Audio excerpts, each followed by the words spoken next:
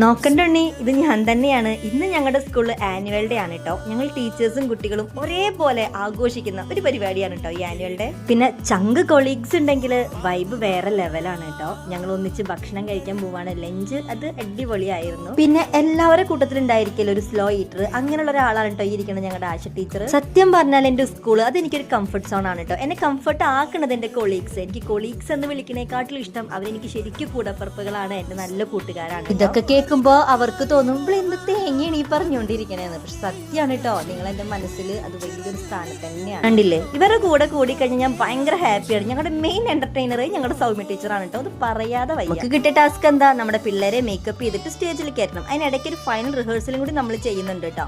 നമ്മുടെ കുട്ടികൾ കിടനാണെങ്കിൽ ഞങ്ങൾ ടീച്ചേഴ്സ് എങ്ങനെ ഇരിക്കും ഇതേ കണ്ടോക്കിയേ.